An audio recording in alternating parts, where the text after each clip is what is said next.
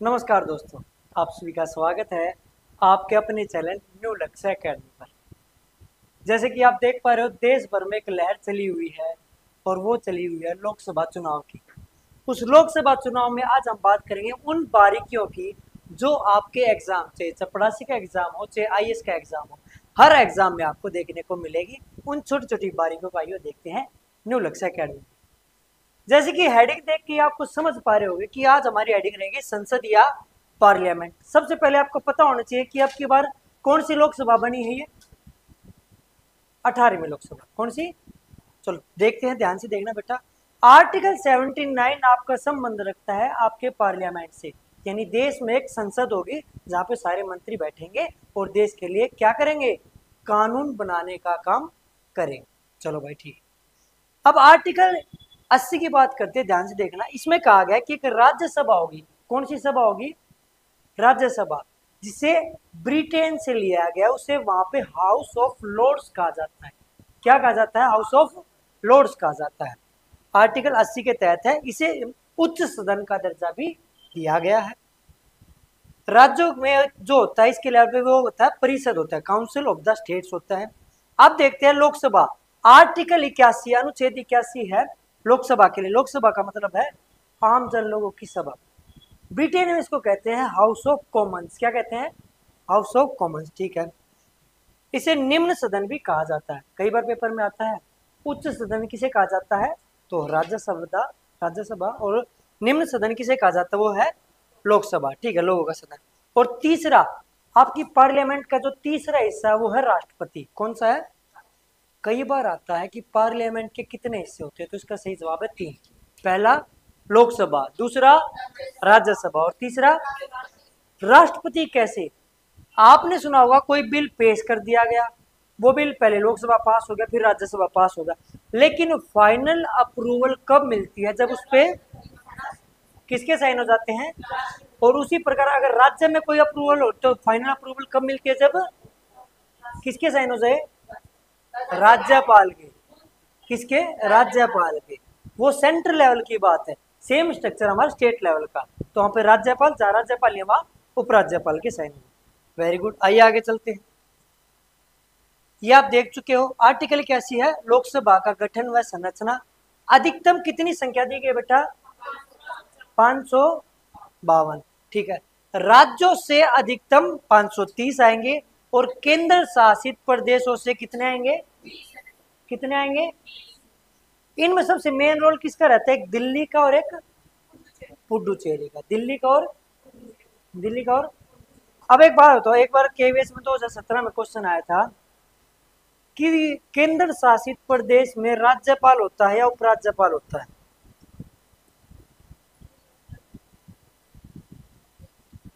दिल्ली में क्या है, राज्यपाल या उपराज्यपाल, उपराज्यपाल। दिल्ली में क्या है, तो केंद्र शासित प्रदेशों में उपराज्यपाल होते हैं, ठीक है। और जहाँ पे ये नहीं होते तो वहाँ पे अलग से डेप्यूट कर दिए जाते हैं जो आप पूरे संभालेंगे। जैसे अलग से द्वीप है, वहाँ पे राज्यपाल उपराज्यपाल नहीं, वहाँ पे शासक के तौर पे हैं, प्रॉपर सरकार के द्वारा नियुक्त आईएएस अधिकारी है, ठीक है। चलो भाई, ये हो गया। दो कौन है, एंग्लो इंडियन। दो कौन है, पहले बात तो ये बताओ एंग्लो इंडियन क्या होता है।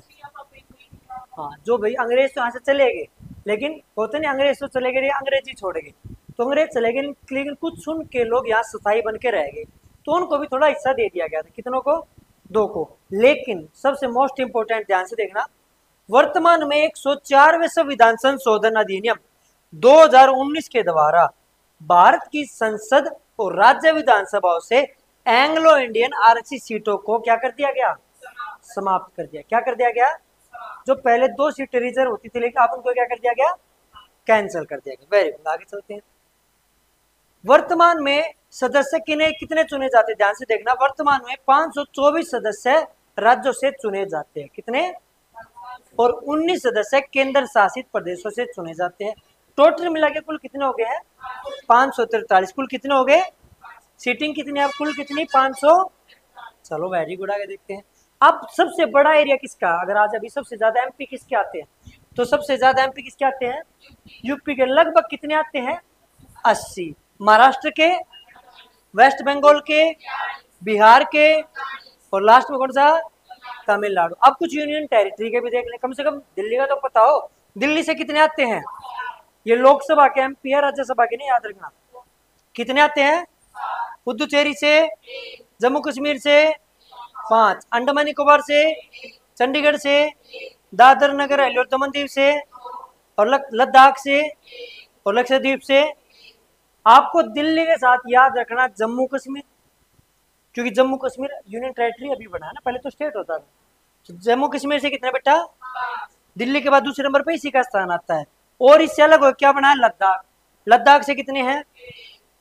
2 यूनियन टेरिटरीज को एक कर दिया गया। कौन सी है देख रहे हो आप? कौन सी है?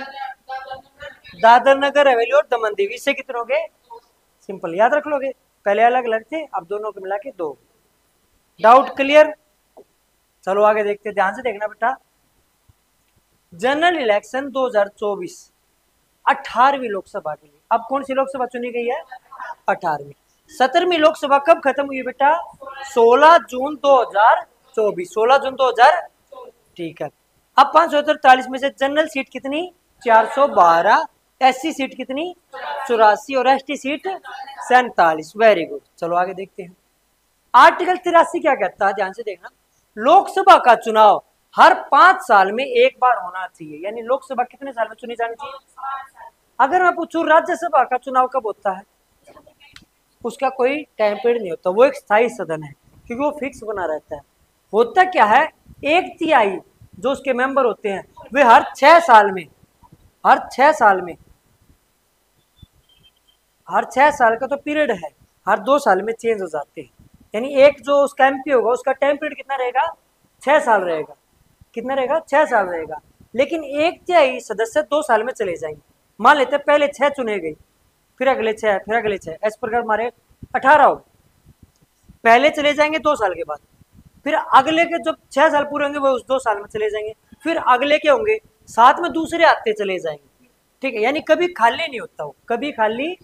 हर 2 साल में कितने चले जाते हैं? 1/3, और 1/3 फिर नए आ जाते हैं, फिर अगले 2 साल के बाद दूसरे 1/3 चले जाएंगे। समझ में आया?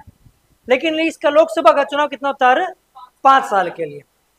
निर्वाचन गुप्त मतदान द्वारा वयस्क मताधिकार के आधार पर किया जाता है। 2 चीजें आई हैं। पहली चीज क्या भारत में? गुप्त मतदान। क्या है?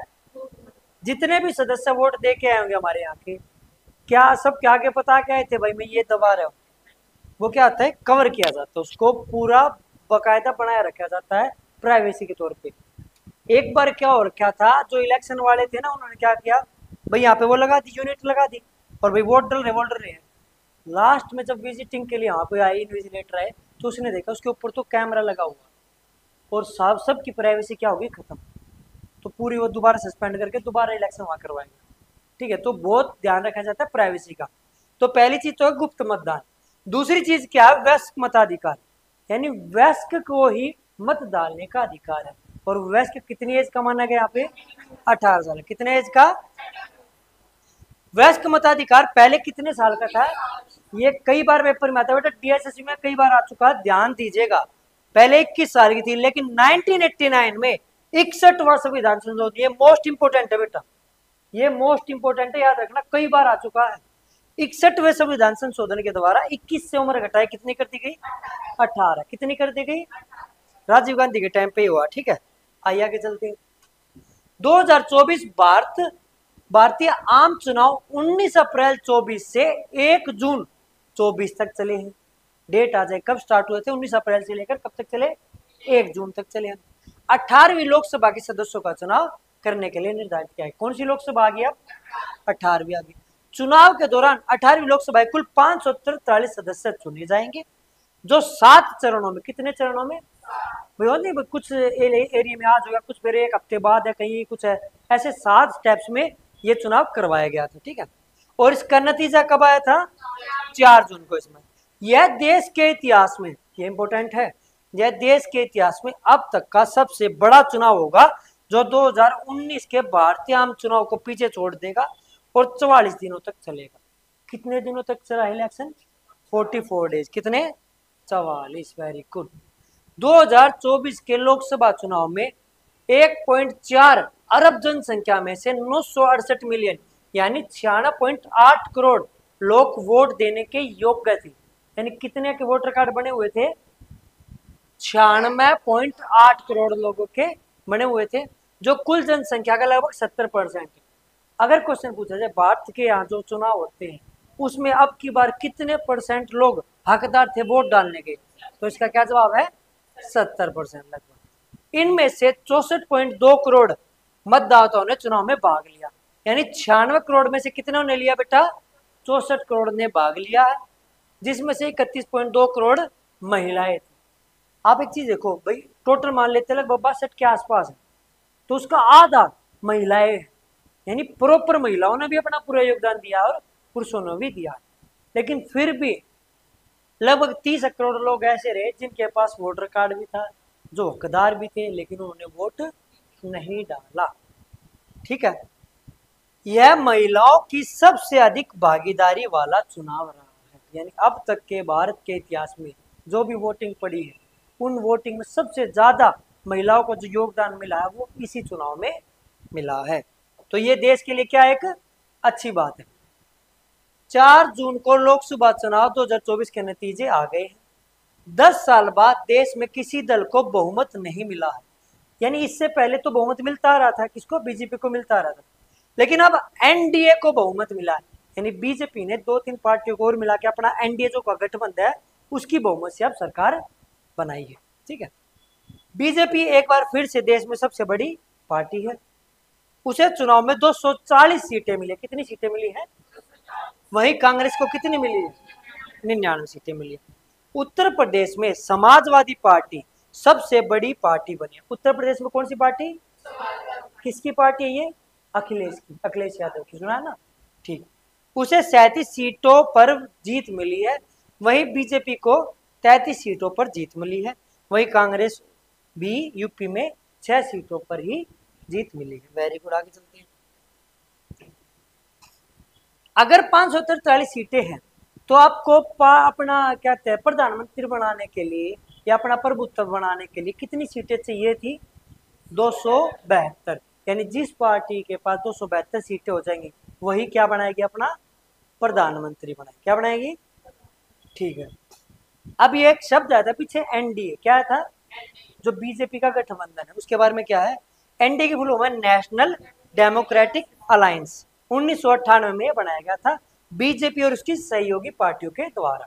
ठीक है, अब दूसरा गठबंधन था जो बहुत फेमस है वो है इंडिया, इंडिया गठबंधन कह देते हैं इसको। ठीक है, Indian national developmental inclusive alliance. ये 17 जुलाई 2023 को इसका गठबंधन किया गया है कांग्रेस और उसके सहयोगियों द्वारा। ठीक है, आप देख रहे होगे ना, 292 सीट किसको ले गए हैं? एनडीए वाले लेके चले गए हैं, और 234 किसके पास आई है? इंडिया गठबंधन, ये इंडिया अलायंस के पास। ठीक है, अब पार्टीज की पार्टी वाइज रिजल्ट, हेडिंग है पार्टी वाइज रिजल्ट, यानी हर एक पार्टी को कितनी वोट मिली है। सबसे पहले बीजेपी कितनी मिली? 240। दूसरे नंबर पे कांग्रेस कितनी मिली? तीसरे पे समाजवादी पार्टी कितनी मिली? 37। ऑल इंडिया तृणमूल कांग्रेस कितनी मिली? 29। डीएमके कितनी मिली? 22। टीडीपी तेलुगु देशम कितनी मिली? 16। और जनता दल को कितनी मिली? 12। यानी सबसे ज्यादा किसको मिली है? दूसरे पर और तीसरे पर। 3 का जरूर आपको पता होना चाहिए। Very good. अब ये आप देखो पाई चार्ट के माध्यम से देख भी पा रहे हो कितना बड़ा हिस्सा बीजेपी के पास है, कांग्रेस के पास कितना बड़ा है, ये सब देख पा रहे हो। ठीक है, पहले बीजेपी, फिर इंडियन नेशनल कांग्रेस और बाकी सब मिला के। चले आगे, लोकसभा चुनाव 2024 की कुछ इंपोर्टेंट फैक्ट्स हैं, एक पिक्चर में ध्यान से देखना बेटा। कुल कितने मेल थे भागीदार? 49.7। फीमेल कितनी थी? 47.1 करोड़। फर्स्ट टाइम वोटर्स कितने थे? यानी जो अभी 18 साल के हुए ना, जिन्होंने अभी अभी बनवाया था, तो वे कितने थे? 1.8 करोड़। ये पीडब्ल्यूडी जो फिजिकली वीकर है या वे है दिव्यांग है सदस्य, वे कितने थे? 88.4 लाख। सर्विस वाले कितने थे? जो उसमें वर्किंग वाले वे कितने? 19.1 लाख। ये क्या है? सेंट्राइजेशन के इतने हैं 2.18 लैक्स। यंग वोटर्स यानी 20 से लेकर 29 साल तक की एज के कितने थे? 19.74 करोड़। ट्रांसजेंडर कितने थे? 48,000। और 85 प्लस एज वाले कितने वोटर थे हमारे? 82 लाख। कितने थे? यानी भरपूर मात्रा में पूरा देश इसमें पूरा जी जान फूंक दिया। ठीक है, कुछ यहाँ पे बेसिक थीम्स भी रही है, जैसे प्रचार के लिए रखी जाती है, चुनाव आयोग के द्वारा भी रखी जाती है। जैसे देश का पर्व बताया गया था, चुनाव आयोग भी तो अपनी एडवर्टीजमेंट करता है कि ज्यादा ज्यादा लोग आए, तो इसको देश का पर्व बताया गया था। और लोकसभा चुनाव 2024 टैगलाइन है इसकी, जनरल इलेक्शन 2024। सबसे मेन चीज क्या आपको क्या ध्यान रखना है? देश का पर्व। अगर आ जाए ना मेन टैगलाइन क्या है इसके लिए, तो इसकी चुनाव का पर्व देश का गर्व। ठीक है, चुनाव का पर्व और देश का गर्व। 4 चैलेंजेस से कोई भी इलेक्शन अगर आपको करवाने हो तो मेनली 4 चैलेंज रहते हैं। जैसे आप कहते हैं भाई रुपये बहुत चलते हैं, ठीक है, जोर अंगा बहुत चलता है, तो बेसिकली 4 चैलेंजेस उन्होंने बताए हैं। पहला मुश्किल, दूसरा मनी, तीसरा मिस इन्फॉर्मेशन, चौथा मॉडल कोड ऑफ कंडक्ट। यानी इस प्रकार की जो आपराधिक तत्व हैं वे यूज करते हैं अपना किस चीज में? इलेक्शन में। ठीक है, इनसे बचाने के लिए चुनाव आयोग ने बहुत पुख्ता प्रबंध भी किए थे। चलो ये लास्ट में देख लो थोड़ा, संविधान के अनुच्छेद 324 में ही निर्वाचन आयोग की बात। अब आगे निर्वाचन आयोग के बारे में थोड़ा पता हो ना, तो ये जो आर्टिकल है बेटा पेपर में कई बार आ चुका है, चाहे एसएससी का चाहे डीएसएससी का। चुनाव आयोग के लिए कौन सा आर्टिकल है? आवाज नहीं आई। तो भारत का मुख्य चुनाव आयुक्त भारत के चुनाव आयोग का प्रमुख होता है। तो कौन होता है मेन मुखिया? Chief election, chief. इसकी अपॉइंटमेंट कौन करता है? भारत का राष्ट्रपति। भारत का टाइम पीरियड कितना होता है? 6 साल या 65 साल के, जो पहले पूरा हो जाएगा। और पहले ये है सबसे पहले मुख्य चुनाव आयुक्त कौन थे? सुकुमार सेन। बेटा ये भी मोस्ट इंपोर्टेंट क्वेश्चन है, कई बार पेपर में आ चुका है। भारत के पहले चीफ इलेक्शन कमिश्नर कौन थे? सुकुमार सेन। अब की बार की देख लो बेटा, लोकसभा चुनाव 2024 चीफ इलेक्शन कमिश्नर कौन थे? राजीव कुमार। इसके अन्य स्थायी जो सदस्य निर्वाचन आयुक्त, पहले कौन है? ज्ञानेश्वर कुमार। और दूसरे कौन है? सुखबीर सिंह संधू। सुखबीर सिंह। ठीक है, अब थोड़ी हिस्ट्री के बारे में देख लेते हैं। तो क्या तैयार हो आप? मैं तो तैयार हूँ, बोलो यस सर। भारत में पहला आम चुनाव कब हुआ बेटा? 51 से 52। 1951 से 52 में जब पहला आम चुनाव हुआ तब भारत के राष्ट्रपति कौन थे? डॉक्टर राजेंद्र प्रसाद जी। आम चुनाव के माध्यम से चुने गए भारत के पहले प्रधानमंत्री कौन है? नेहरू। जो सबसे पहले जो आम चुनाव हुए थे उसमें कौन बने थे पहले? जवाहरलाल नेहरू जी। लोकसभा का चुनाव लड़ने के लिए इच्छुक व्यक्ति की न्यूनतम एज कितनी होनी चाहिए? कितनी होनी चाहिए एमपी बनने के लिए? 25। Very good. 61वां संविधान संशोधन, अभी बताया था थोड़ी देर पहले, किससे संबंधित है? 21 से लेकर 18। संशोधन 1988 के तहत मतदान की आयु 21 से हटाकर 18 कर दी गई थी। इस संशोधन का परिणाम यह हुआ कि वर्ष 1989 में संपन्न हुए 10वें आम चुनाव में 18 से 21 वर्ष के लगभग कितने आदमी आगे थे? 35.7 मिलियन या 3.5 करोड़ और सदस्य शामिल हो गए थे उस चुनाव में, इस एज के गैप के। ठीक है, चलो चलो भाई, आज तक की उम्मीद करता हूँ बहुत अच्छी अच्छी बारीकी आपको देखने को मिलेगी, और ऐसे ही हम आगे बढ़ते चलेंगे, क्योंकि जो करना है अभी करना है, इसके बाद तो पूरी दुनिया को पता करना है। जुड़े रहे, डटे रहे। जय हिंद, जय भारत।